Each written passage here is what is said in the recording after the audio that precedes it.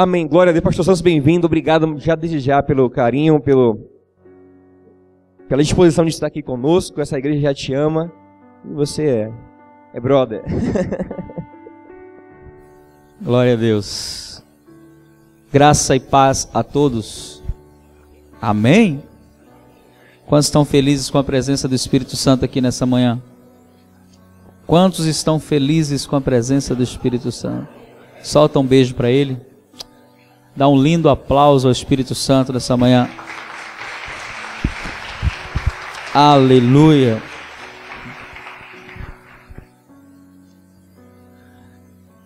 Pega aí o teu material. Você que pegar, você vai abrir na página 14. Alguns é página 14, outros é página 16, que é uma tiragem diferente, mas o título da ministração é o intercessor como um colaborador de Deus. Deus conta com você para mudar realidades. Você crê nisso? Quando nós entendemos isso, que a oração é o ponto de partida de tudo na nossa vida, as situações se resolvem sem a gente se cansar. Mas quando nós tentamos resolver primeiro e consultar Deus depois, aí a coisa complica. Eu tenho um comentário que eu gosto muito de uma mulher de Deus que ela diz assim: a oração é o step do seu carro ou o volante da direção?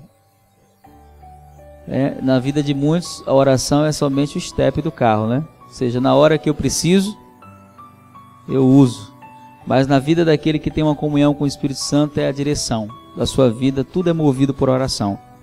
Há muitos anos atrás eu recebi uma palavra de Deus onde o Espírito Santo me disse assim: nenhum ministério te levará mais longe que o ministério da oração. E eu entendo que a oração é a base funcional de qualquer tipo de ministério. Não importa qual seja a funcionalidade que você tenha dentro da igreja, não importa qual a postura que você assuma dentro da igreja, se você não começa com uma vida de oração, muito provavelmente você vai se frustrar. Vai ter experiências que vão vir que são maiores do que você. Uma coisa que eu aprendi em relação à obra de Deus é que tudo que é de Deus para nós é maior que nós. Nós não temos como fazer. Você não tem condições. Tem gente que vem conversar comigo e diz assim: pastor, eu recebi um convite para fazer algo, mas eu não me sinto capaz. Essa é a primeira característica de que você é a pessoa certa. Deus escolheu a pessoa certa. Alguém que não se sente capaz.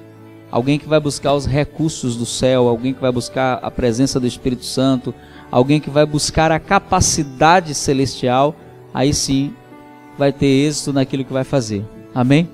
Por isso a oração é um vínculo de comunhão. Nós temos trabalhado com esse tema há alguns anos no Brasil, viajando vários estados, ensinando igrejas, instruindo para essa necessidade. Eu sempre afirmo que a única disciplina que não deveria ser ensinada na fé seria a oração. A oração deveria ser um resultado natural do nosso novo nascimento. Assim como você nasceu e você precisou respirar para existir, senão você não iria sobreviver nesse mundo sem oxigênio. No momento que você nascesse de novo, buscar a Deus deveria ser uma ação natural. Agora que eu nasci de novo, estou no mundo de Deus, a oração é o meu oxigênio, então eu preciso buscar. Mas isso não é uma verdade. Em muitos lugares nós sabemos que é algo extremamente negligenciado pela igreja, a realidade da vida de oração. A prova é que os nossos cultos mais cheios não são os cultos de oração. Infelizmente, são às vezes os mais vazios.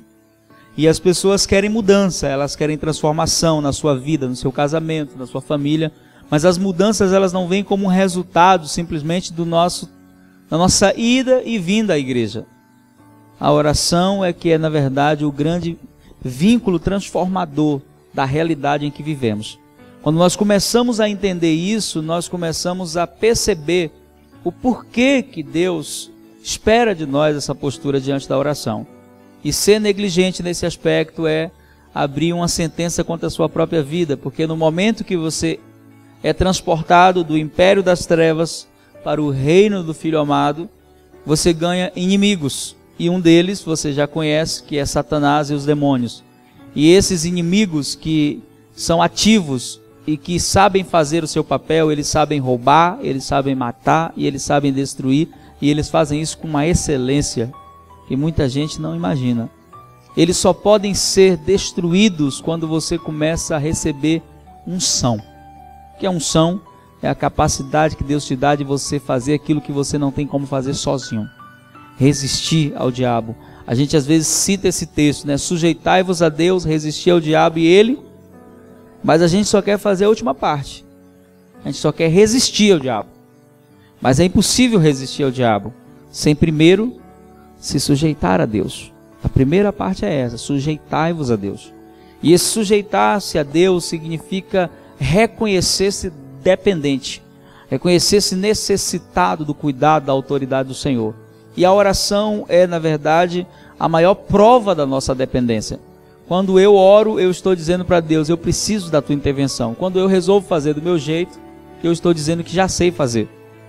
E acabo, às vezes, achando que estou fazendo a coisa certa, fazendo coisas erradas.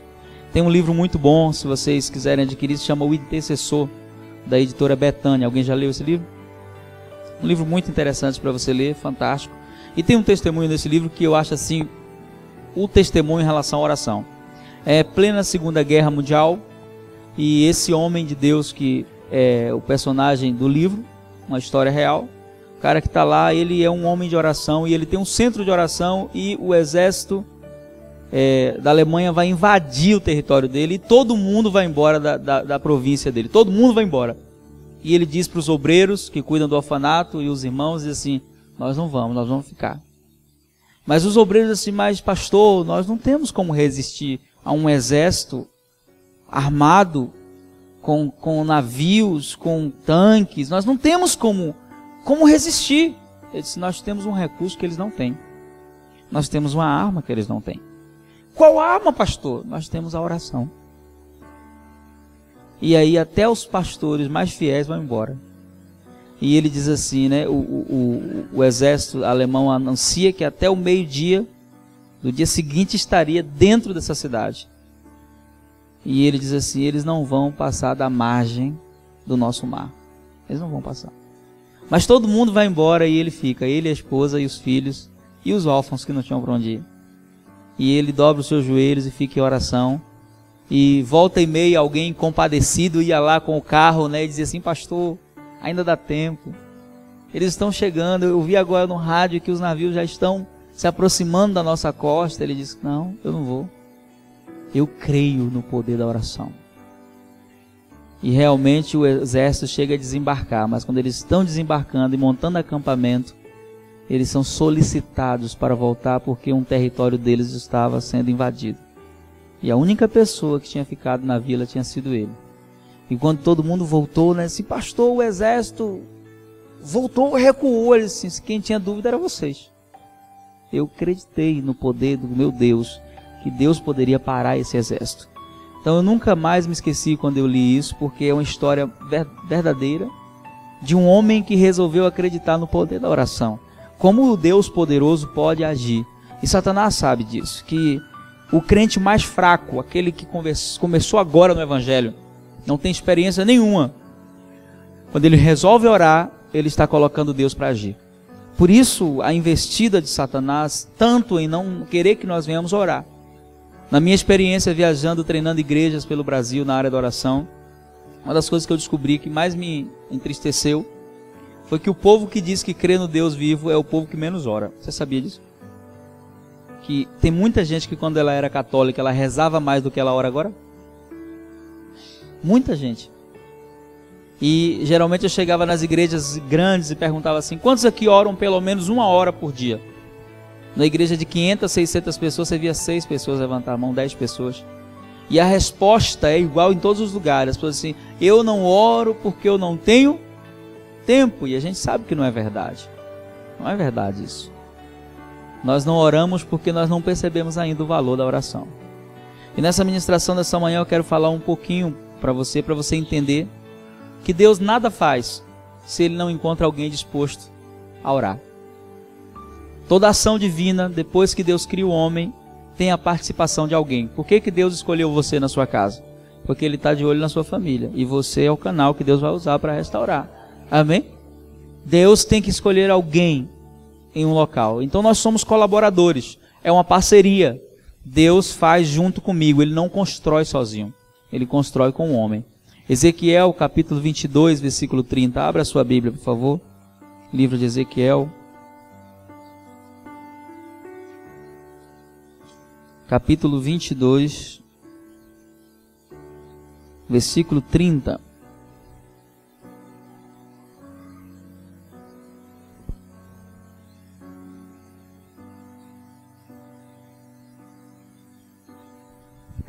Quem encontrou, diga amém. Busquei dentre eles um homem. Quantos? Um. Um em Deus é maioria, amém? Pastor, só eu lá em casa. Você e Deus é maioria, meu irmão. Só eu lá na minha rua que sou crente, no meu apartamento, no prédio que eu moro, meu irmão, você e Deus é maioria. Amém? Porque Deus aqui está procurando um homem dentro de uma cidade. Não é dentro de uma família, não é dentro de um bairro.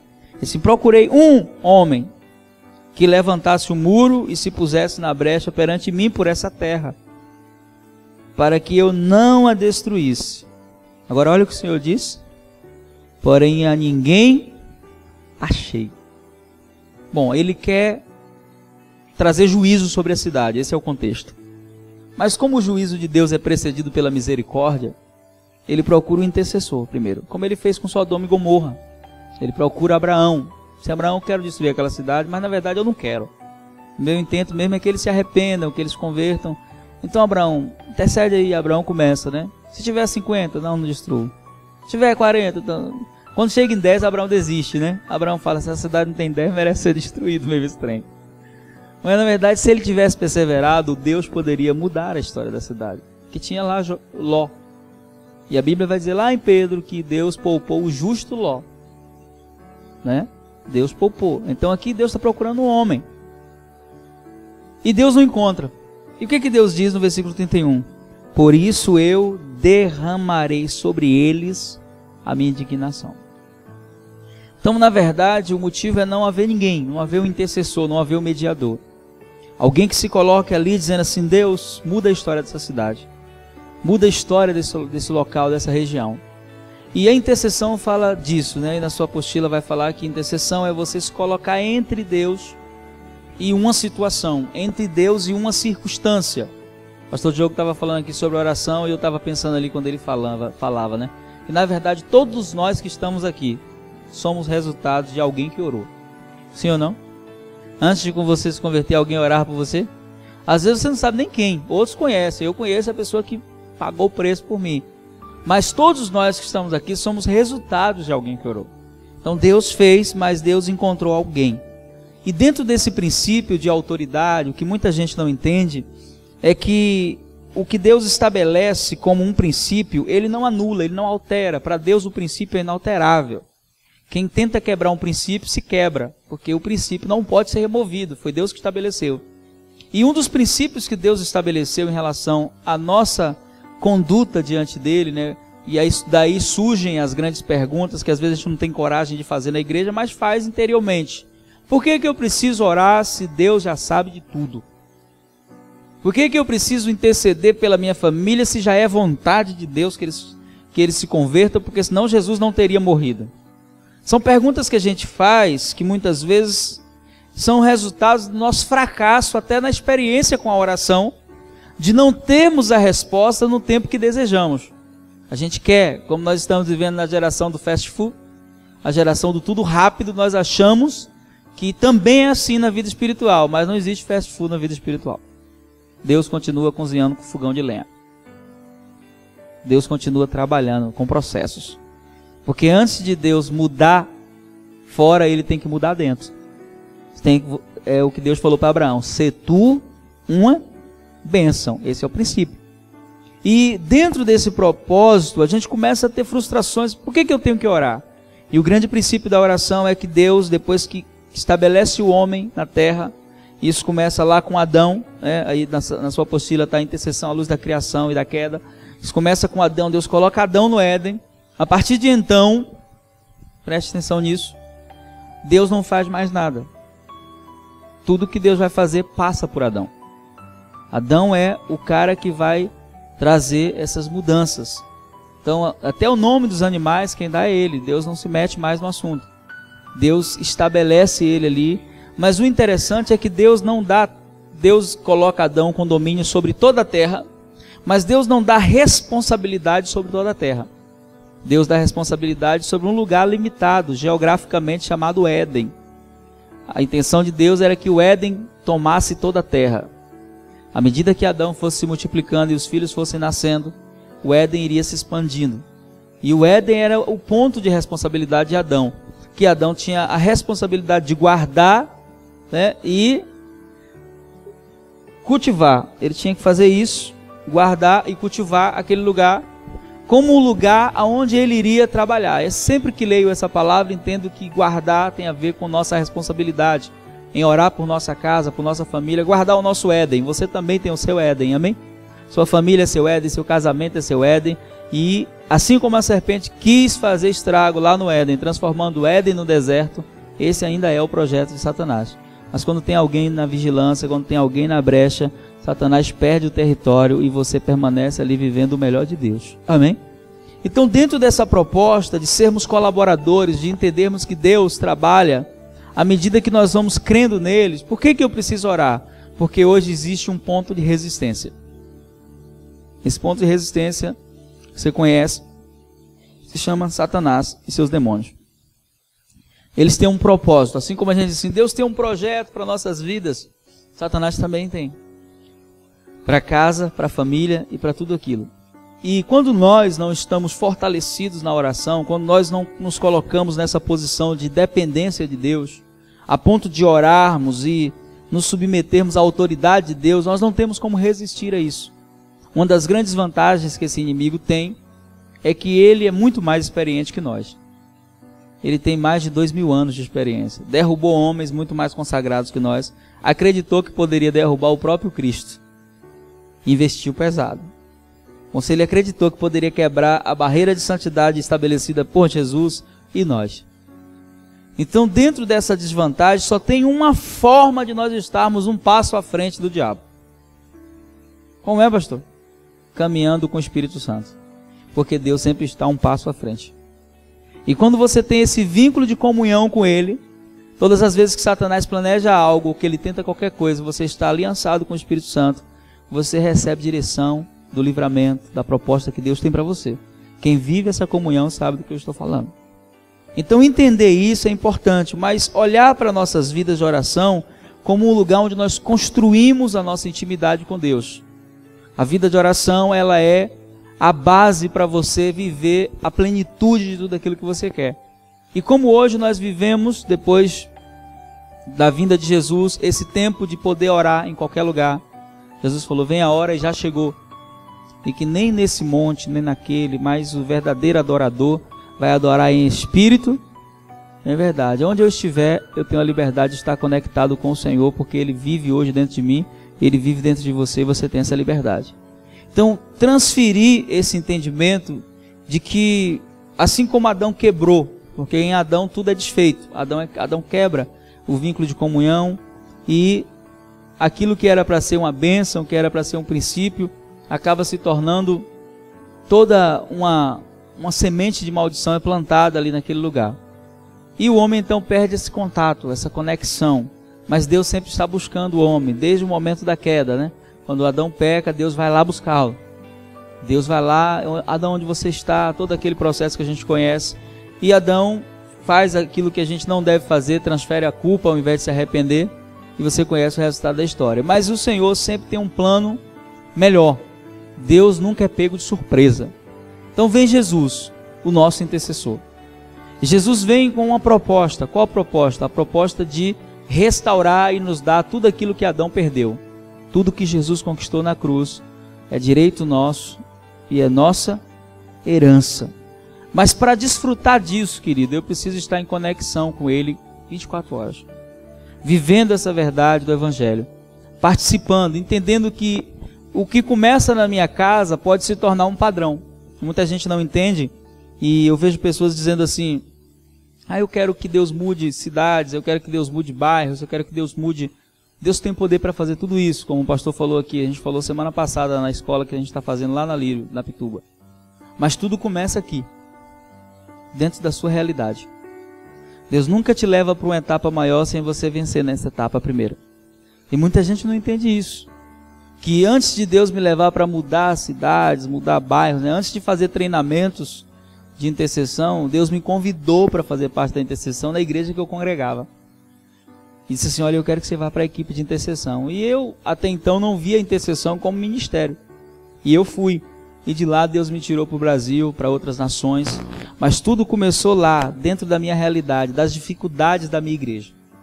Então, quando esses tempos de dificuldade chegam, na verdade, Deus está querendo levantar aqueles que podem ser um atalaia, aqueles que podem ser um guerreiro.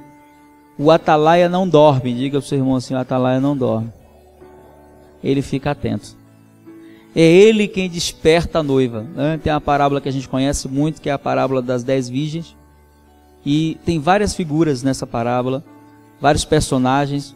A Bíblia fala de 10 virgens, 5 prudentes e 5 loucas.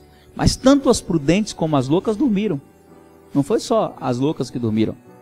As que estavam com a lâmpada cheia também dormiram. Todas dormiram. Então isso é um sinal de alerta. Posso estar cheio e dormir. Mas a Bíblia fala de um personagem que é interessante, que é o amigo do noivo. Ele vem gritando, dizendo, lá vem o noivo! E quando ele começa a gritar, as noivas acordam. Esses são os intercessores. Aqueles que não podem deixar a noiva dormir. Aqueles que estão alerta. Porque os intercessores, eles veem o que ninguém vê. Eles ficam sabendo de coisas antes. Quem fala? O próprio Deus, eu digo isso na minha experiência. E quando Deus fala, Ele fala com a proposta de nos preparar. Por quê? Porque Deus nunca vai deixar que sejamos pegos de surpresa. Isso só acontece quando nós estamos orando. Ele diz em Amós, capítulo 3, versículo 7, ele não faço nada sem antes revelar o meu segredo aos meus servos que estão orando. Então, quando nós estamos orando, nós estamos nos colocando nessa situação para antecipar a ação do maligno, antecipar a ação das trevas. E entender isso é um ponto fundamental. Só que é muito difícil administrar uma vida de oração. Digo por experiência própria. Primeiro que você precisa ter uma sede no seu coração. E essa sede tem que ser buscada constantemente. E dentro da correria que a gente vive, nós vivemos uma geração muito ativa. Às vezes a gente fica horas no trânsito, às vezes a gente fica horas numa fila. Experiências que você tem todos os dias. E fazer a transição de andar com Deus, né, foi a minha maior crise quando eu vim para o ministério em tempo integral. Porque antes de estar no ministério eu tinha tempo para ficar um dia dentro do quarto, uma semana no monte, tinha tempo. Quando eu vim para o ministério que eu comecei a viajar, e aí eu só orava assim, eu orava às vezes 6, 7 horas, né, por dia, em algumas experiências que eu tive. Eu comecei a orar 1 hora por dia, 1h30, eu ficava em crise. Aí Deus falou comigo, meu filho, tudo que você está vivendo hoje é resultado do que você orou. Agora você tem que aprender a andar comigo. É o desafio da comunhão, andar com Deus. Noé andou com Deus, Enoque andou com Deus. O que é andar com Deus? É você andar conectado. E aí eu comecei a fazer transição na minha mente. Então tudo que eu ia fazer, eu convidava o Espírito Santo. Até hoje é assim. Vou ali na Barra, Espírito Santo, vamos comigo. Vou ali no mercado, Espírito Santo, vamos comigo. Tratar o Espírito Santo como uma pessoa de verdade, porque ele é uma pessoa. Então esse relacionamento, ele vai levar você a ser alguém que Deus pode contar. Quem é a pessoa com quem Deus pode contar? Aqueles que estão disponíveis. Aqueles que estão dispostos. Deus nem sempre conta com os talentosos, com os capazes. Ele conta com aqueles que estão dispostos. Você pode não ter talento algum ou achar que não tem. Mas quando você se dispõe, Deus muda totalmente a sua história. É o segredo de Davi. Ninguém convida Davi para lutar com Golias. Não se coloca uma propaganda. Procura-se caçador de gigantes. Não, ele vai para lá para levar o lanche dos irmãos. Mas quando ele percebe a urgência e a necessidade, e ele era alguém preparado, ele era alguém que tinha intimidade com Deus. Ele tinha enfrentado um urso e um leão. Que se você já ficou perto de um urso e um leão, dá medo só de ficar perto. Mas ele já tinha enfrentado um urso e um leão. Então o gigante, né? Acho que Davi olhou para o gigante e falou assim, é tão grande que não tem nem como errar. Mesmo se eu quisesse. Não tem como errar, né? E o poder do Senhor estava sobre a vida dele, porque uma pedra não tem condições de derrubar um guerreiro daquele. Aquele homem tomava, era muita cacetada, não caía. Mas quando ele está debaixo do poder da unção, aquela pedra é um soco do Senhor na testa de Golias. E aí, meu irmão, não tem quem fique de pé. Mas ele não venceu ali, ele venceu nos seus momentos de intimidade. Antes de vencer o gigante, ele venceu um urso e um leão e ninguém viu. Ele que falava, e eu creio que era verdade. Ninguém tinha visto ele vencer esse urso e esse leão, mas o Senhor tinha visto. Então o que isso fala? Isso fala que a gente às vezes quer vencer gigantes no nosso dia a dia, mas a gente não tem momentos de intimidade com Deus. A gente não faz isso. Então fica difícil, por quê? Quando você vai para o campo de batalha, você vai ver o tamanho do gigante e vai ficar com medo. E dentro da proposta de Deus para nós, Jesus vem para nos ensinar a andar diariamente com Ele. O que é ter Jesus como intercessor? É ter direito legal para chegar diante do trono de Deus a hora que você quiser. Porque hoje quando você chega, que Deus olha para você, Ele olha para você através de Jesus. Amém? Entre você e Deus está Jesus. E quando o Senhor olha para você, Ele tem um veredito em relação a você, inocente. E o Senhor vai sempre dizer para você, você é bem-vindo aqui na sala do trono, que o meu filho já fez um caminho com o sangue dele, que te dá direito a chegar aqui. Então quando nós vamos para isso, nós começamos a perceber a importância que é orar. Andar com Deus, irmãos. Viver essa realidade.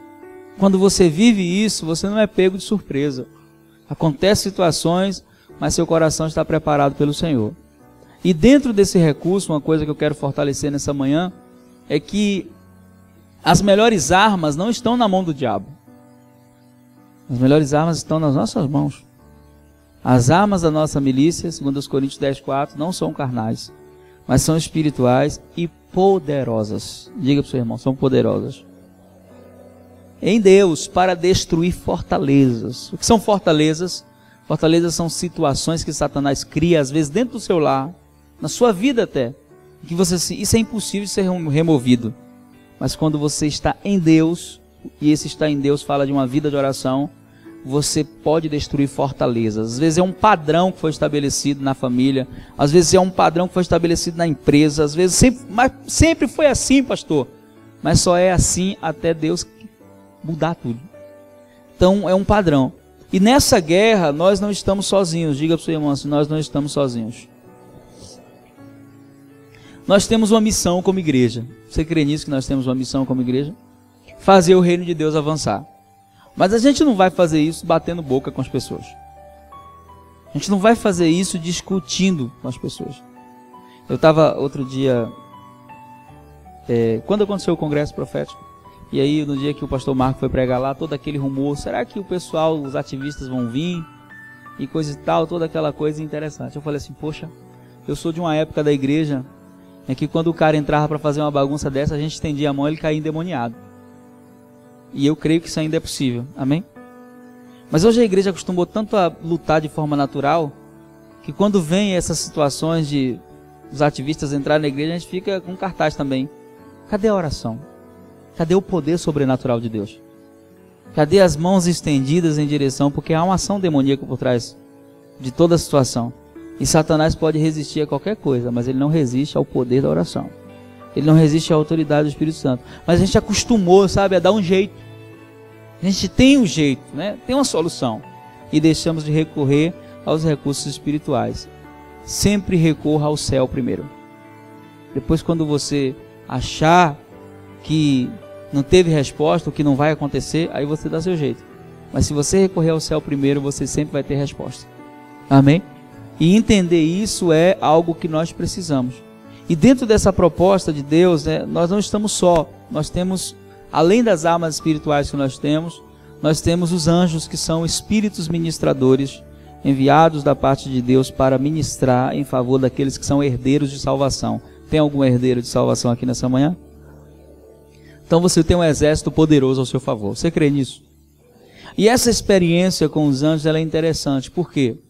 Porque a igreja, ela é muito extremista, né? Sabe? A igreja brasileira, principalmente. A igreja, ela sai de um extremo para o outro. Houve uma época da igreja que a igreja não acreditava em anjo. Que os anjos ministravam, que os anjos guerreavam, a igreja não acreditava. Houve uma época que a igreja passou a acreditar demais. A tal ponto que até as canções envolviam uma adoração aos anjos. E hoje a igreja não sabe muito quem acredita. O povo ficou meio assim, e aí? Como é que a gente faz? Ora, não ora? Pede para Deus enviar os anjos, não pede? E isso foi tão complicado, né, que dentro da teologia, eu me lembro quando eu fiz o primeiro curso de teologia, não tinha angeologia como um ensino teológico. Hoje teve que ter, porque foi tão complicado a situação, o povo não saber qual o papel dos anjos, que complicaram tudo. Mas os anjos são um recurso disponível àqueles que oram. Você crê nisso? São um recurso disponível àqueles que oram. Pedro é preso, Atos capítulo 10, você vai ler a história lá. Pedro é preso. Quando ele é preso, no capítulo 12, versículo 12, os irmãos resolvem orar. Eles não têm dinheiro para pagar um advogado. Eles não têm ninguém para ir lá interceder por eles. Eles resolvem orar. E a Bíblia diz que Pedro está bem tranquilo lá, dormindo. Estava de boa, né? Não estava preocupado, ele aprendeu o segredo, né? Bom, se Jesus no barco estava dormindo, eu vou dormir aqui também, que o negócio, Deus está no controle de tudo. E quando ele é acordado por quem? Pelo anjo. Assim, levante-se, vamos. Abre as portas do cárcere, ele sai. E a minha pergunta é, Deus pode fazer isso nos nossos dias? Sim ou não? Mas já não se ouve tantos testemunhos assim, sabe por quê? Porque a gente sempre prefere o recurso natural. A gente sempre prefere tentar dar um jeito antes de orar. Sempre. E por isso a gente vai perdendo o contato com o sobrenatural. Hoje quando você fala assim, né? Ó, eu tive um livramento dessa forma, daquela forma. As pessoas não acreditam, nem os crentes mais acreditam. Você sabia disso? Nem os crentes mais acreditam. Estava ouvindo um testemunho do pastor amigo meu que o carro dele estourou o pneu, ele viajando.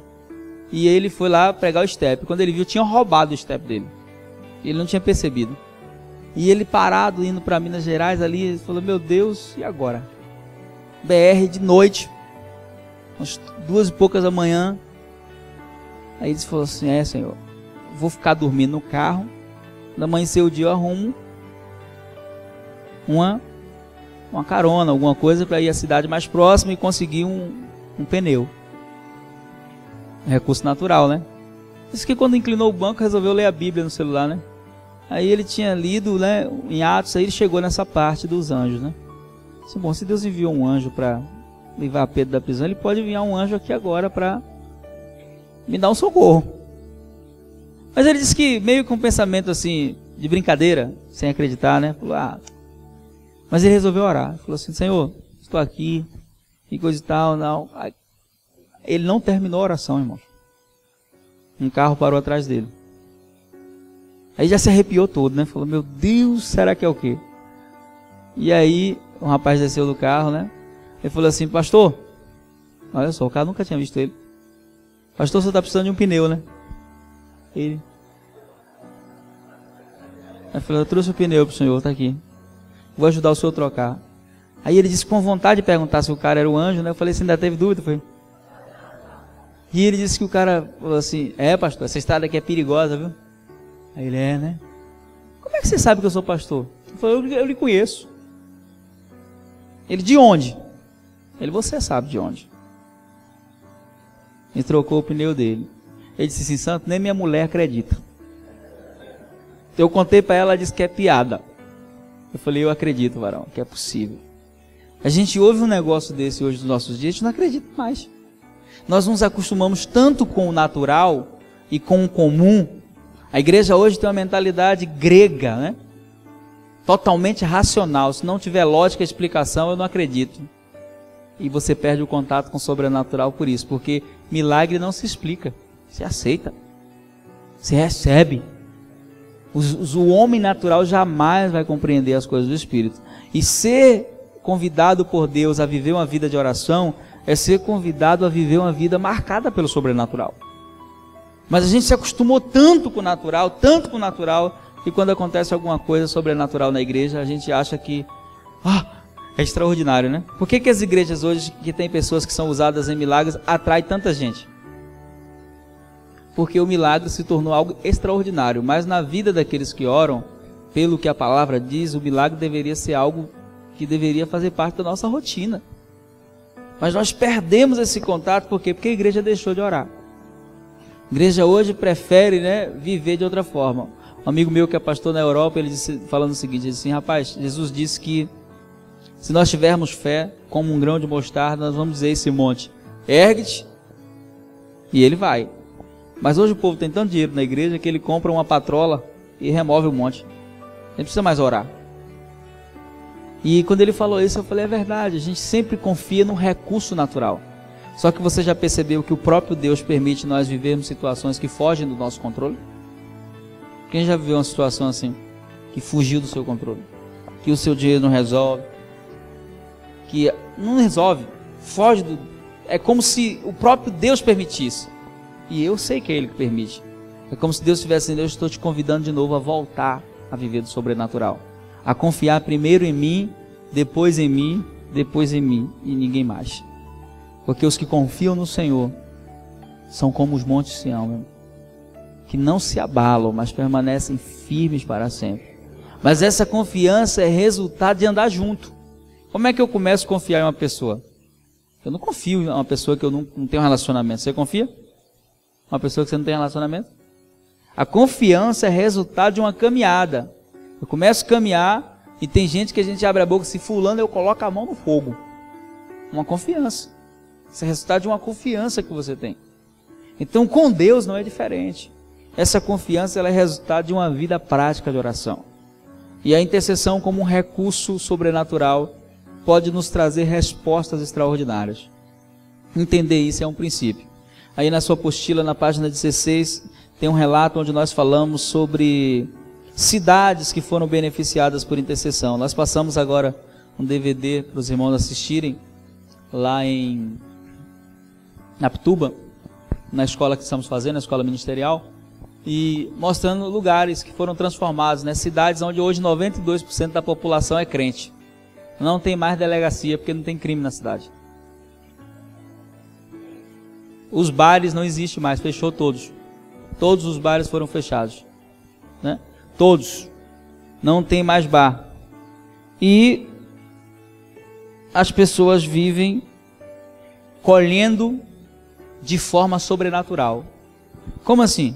Os legumes nessa cidade, né, que é Almolonga, lá na Guatemala, os legumes têm proporções bíblicas. Você lembra quantos homens foi para trazer um cacho de uva de Canaã? Quem lembra?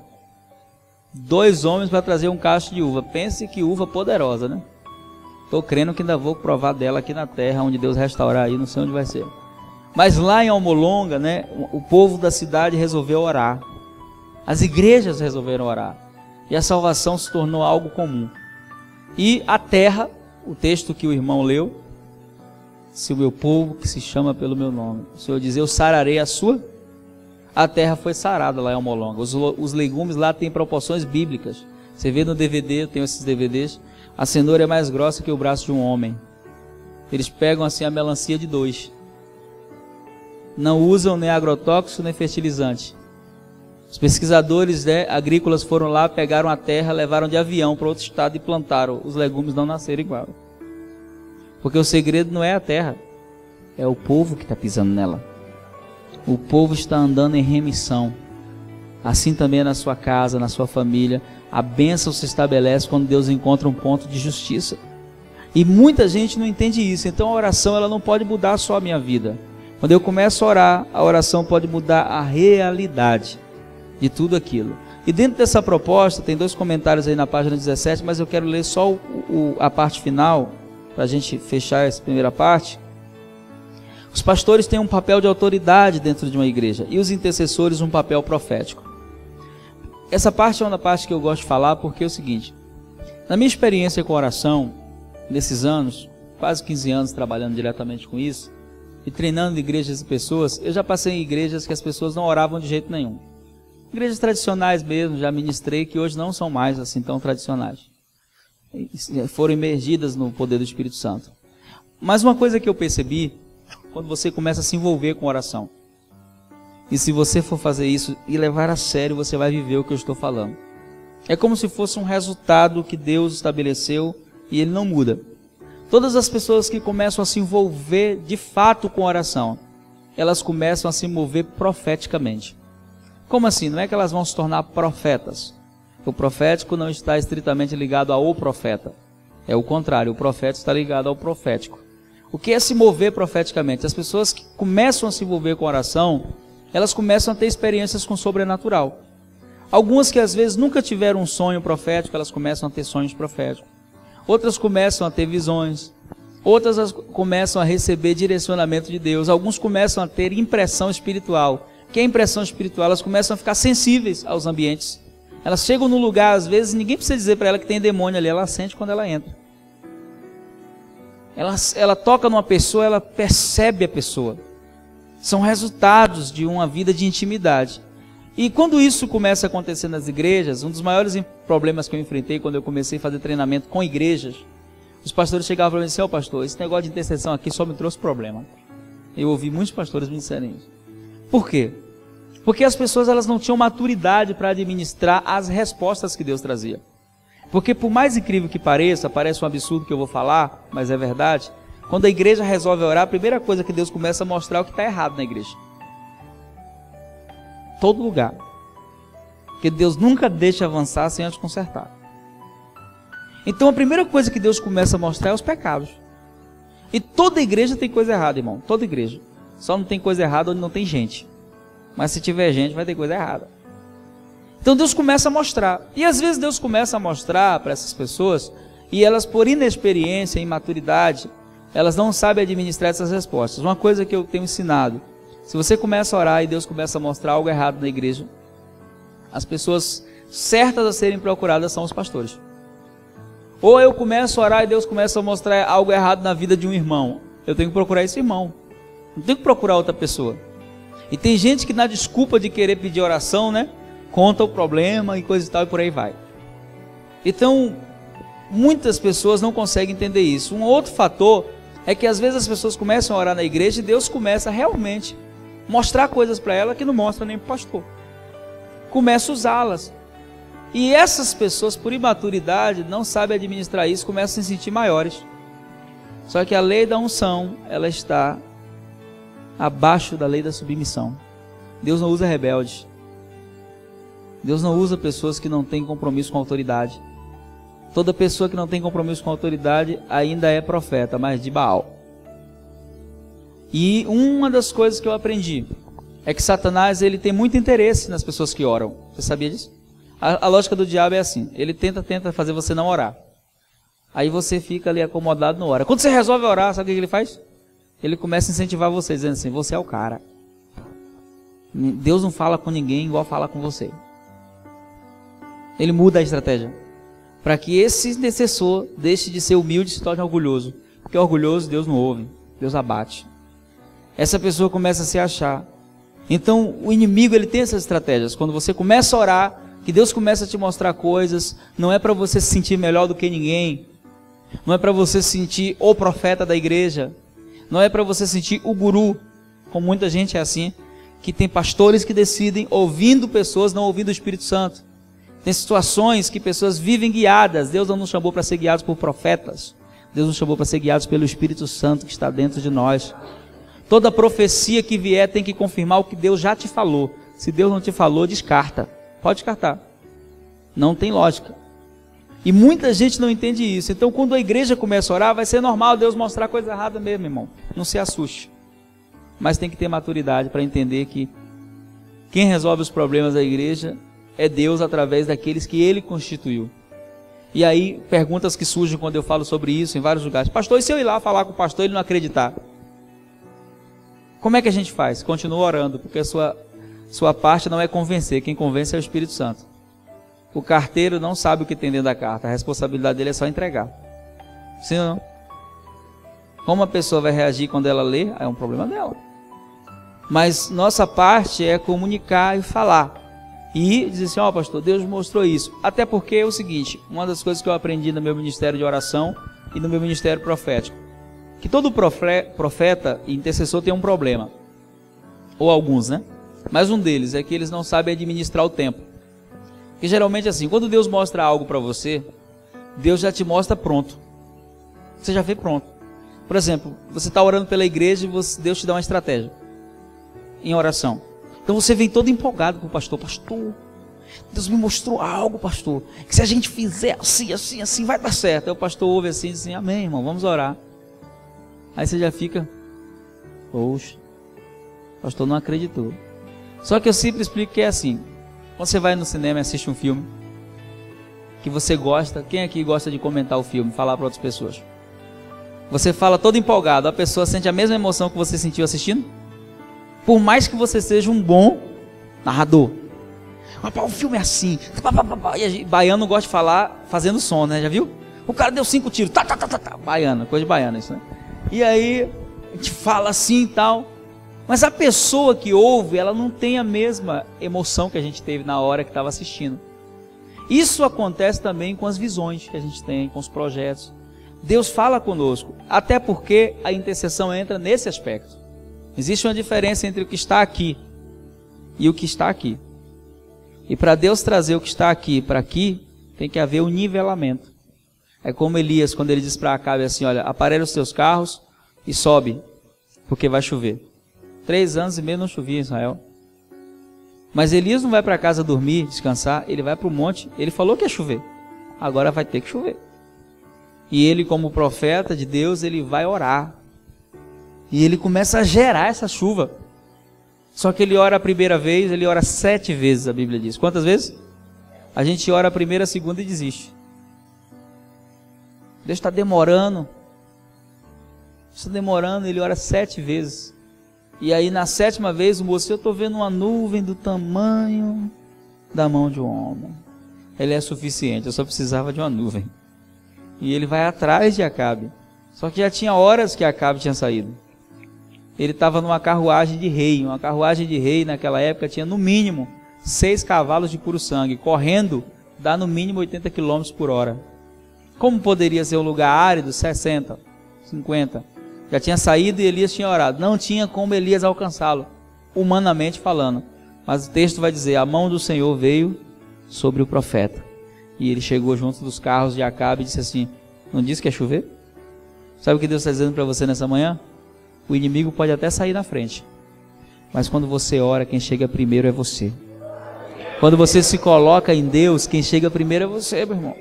O nosso grande problema é que a gente libera o decreto, mas não vai pagar o preço. E aí não acontece. Tem que liberar o decreto? Tem, mas tem que ir orar. Porque Deus já quer fazer, por isso que Ele colocou no seu coração. Amém? Então, queridos, guarda essa palavra do seu coração essa manhã. Deus conta contigo. Deus conta contigo aqui nessa igreja. Deus conta contigo na tua família. Deus conta contigo no lugar que você mora. Você foi chamado para ser um colaborador de Deus, para fazer com que aquilo que é a vontade e o projeto original de Deus se estabeleça na terra. E Deus quer fazer isso através de alguém. Olha para o seu irmão e diz assim, esse alguém pode ser você. Amém? O que eu posso fazer, pastor? Eu posso dizer, eis-me aqui. Ou posso simplesmente ficar glorificando a Deus por outras pessoas que vão fazer. Mas eu não quero ser torcedor. Eu quero participar do negócio, meu irmão. Quero estar dentro desse negócio porque eu sei que Deus é poderoso para fazer infinitamente mais. Amém? Além daquilo que pedimos ou pensamos, segundo o seu poder que em nós. Diga assim, em nós. Poder opera onde? Em nós e através de nós. Amém? Então você pode ser muito usado. Você não se conhece. Se você soubesse como Deus te vê, você oraria mais. Então ore, porque quando você começar a orar, a primeira coisa que vai acontecer é que você vai se descobrir. Você vai começar a se ver como Deus te enxerga. Né? Naquela batalha lá, né, de Davi e Golias, todo mundo olhava e via o gigante Golias. Deus olhava e via o gigante Davi. Ele dizia assim, coitado do Golias. Está na roça agora. Por quê? Porque Deus conhecia ele. Então quando Deus conhece você, Ele investe, porque Ele sabe que você é alguém que tem uma comunhão com Ele. Amém? E eu quero que você guarde isso no seu coração. Nós vamos orar agora, mas antes de orar, eu quero incentivar você a vir hoje à noite. Você a estar aqui hoje. Eu estava indo hoje de manhã para o culto das 7 lá na Lírio. E aí eu saí, passei umas 6h30, o pessoal estava na chuva indo para a praia jogar futebol. Eu falei, poxa, quando a pessoa não é crente, né, ela não perde o santo baba. Eu falei, essas mesmas pessoas quando se convertem, elas não querem ir para a igreja na chuva. As mesmas, né? Isso se aplica a todas as áreas. Às vezes o cara passa o dia inteiro numa festa, às vezes ele passa 5 dias no carnaval. Mas quando as coisas do Senhor A gente põe tanto porém, tanta dificuldade, né? E aí nós perdemos a bênção. Então eu queria que você viesse. À noite a gente vai estar fazendo uma ministração que você pode ler em casa, está aí na sua apostila. O título dela é Interceder é ouvir Deus. Quantos aqui têm o desejo de ouvir constantemente a voz do Senhor? Levanta a mão. Eu vou estar lhe ensinando essa noite como fazer isso. Parece um absurdo que eu vou falar, mas é verdade e você vai aprender. Mas eu ouço a voz de Deus todos os dias, várias vezes por dia. Isso nem sempre foi assim. Tem 10 anos que isso começou a acontecer. Na verdade, foi uma transição que Deus fez na minha vida de oração. E eu vou estar explicando para você hoje à noite como isso pode acontecer com você também. Porque esse não é um desejo de Deus para mim. Esse é um desejo de Deus para todo aquele que é filho. Você é filho de Deus? As minhas ovelhas ouvem a minha voz. Você é a ovelha dele. Todos os que são guiados pelo Espírito são filhos. Você é filho dele. Então é desejo de Deus que você ouça a voz. Só que nós não aprendemos como isso é construído. Na verdade, a gente vai ensinar essa noite que isso é um exercício espiritual. Para mim foi muito difícil, porque eu já era pastor quando isso começou a acontecer, que Deus começou a dizer para mim assim, olha, você precisa aprender a me ouvir. Porque na oração a gente sabe até falar, mas tem muita dificuldade e sobre isso que a gente vai falar hoje à noite. Essa ministração que eu vou fazer hoje à noite, eu faço para pastores, às vezes em congresso. Tem pastores que depois vêm assim, me abraçam e dizem assim, Santos, se eu tivesse ouvido isso no começo do meu ministério, eu sei que hoje eu seria outro. Então Deus vai mudar radicalmente sua vida de oração hoje à noite. Você crê nisso? E nesses dias, eu queria que você ficasse de pé, em nome do Senhor Jesus, e que você escolhesse agora uma pessoa para orar com você. De preferência uma pessoa que não veio junto com você. Eu queria que você saísse do seu lugar aí e você procurasse um irmão, uma irmã, né? Os irmãos procuram, os irmãos e as irmãs, para a gente já evitar as profecias, né, de casamento. Escolhe uma pessoa aí para orar com você. Fica de frente com ela, igual o pastor Diogo está aqui com o irmão, ó. Pode ser o trio, né? Se não conseguiu formar a dupla aí, né? Mas não deixa ninguém sozinho, não. Pergunta para essa pessoa assim, por qual área da sua vida você quer que eu ore? Ela não vai dizer o problema, ela vai dizer a área. Amém? Se for família, se for sentimental, enfim. Ela falou já por qual área? Falou já para você? Então o que você vai fazer? Você vai ser agora um agente do céu, para que milagres aconteçam na vida dessa pessoa, amém? E já quero liberar uma palavra profética, que essa mesma pessoa vai procurar você para contar um testemunho, que vai vir como resposta dessa oração. Você crê nisso? Então comece a interceder por essa pessoa nessa hora. Pai, em nome de Jesus, nós nos colocamos em oração na Tua presença nessa hora. A Tua palavra diz que a oração do justo, ela pode muito em seus efeitos. E nós queremos Te pedir nessa hora, Espírito Santo, que o Senhor comece agora a agir, Senhor, através da vida dos Teus filhos. Essa pessoa que está aqui nessa manhã, Senhor, ela pode ser um agente de transformação. Nós queremos Te pedir nessa hora, libera os Teus anjos, trabalha de forma sobrenatural, Senhor. Traga respostas agora, Senhor, à vida dessa pessoa. Tudo aquilo que Satanás tentou fazer para destruir, para marcar a vida dessa pessoa, tentando colocá-la, Senhor, debaixo de um regime que não é o do Senhor, debaixo daquilo que o Senhor não tem para essa pessoa, nós declaramos que seja quebrado agora, que seja desfeito na autoridade do nome de Jesus. Pai, quero declarar nessa hora, Senhor, que milagres possam acontecer na vida dessa pessoa, na casa dessa pessoa, aqueles que têm alguma dificuldade, Senhor, para orar, para buscar a Tua presença, Senhor, para se colocar diante de Ti em oração. Deus, Tu és aquele que traz uma intervenção sobrenatural, e nós queremos Te pedir nessa manhã que o sobrenatural venha e altere a nossa conduta, e altere a nossa vida, e altere o nosso padrão, e nos coloque, Senhor, diante de Ti como homens e mulheres, Senhor, que querem a Tua face, que querem buscar a Tua presença, pois a Tua palavra diz, buscar-me-eis e me achareis, quando me buscardes de todo o vosso coração. Se o meu povo que se chama pelo meu nome se humilhar e orar, e nós nos humilhamos diante de Ti nessa manhã, Senhor, e oramos a Ti, e Te pedimos que o Teu Espírito Santo intervenha de forma sobrenatural, moldando-nos, mudando-nos, nos levando a viver aquilo que o Senhor tem para nós, a experienciar a Tua palavra, a experienciar os recursos do céu, a viver de forma que o Teu nome seja glorificado. Nós oramos nessa manhã, Pai, e declaramos a Tua bênção alcançando cada pessoa, declaramos o Teu Espírito operando na vida de cada um dos Teus filhos, e trazendo respostas, e trazendo manifestações do Teu Espírito, aonde há uma necessidade de cura, que aconteça nessa manhã, aonde há uma necessidade de reconciliação, de transformação, de milagre. Tu és o Deus que faz o impossível acontecer, e não há nada que não possa ser feito por Ti. Por isso nós oramos nessa manhã, confiados no Teu poder e na Tua palavra, e declaramos a Tua bênção sobre a Tua igreja nessa manhã, Pai, para a glória do nome de Jesus. Amém. Graças a Deus. Dê um abraço nessa pessoa, libera uma palavra profética sobre a vida dela. Aleluia.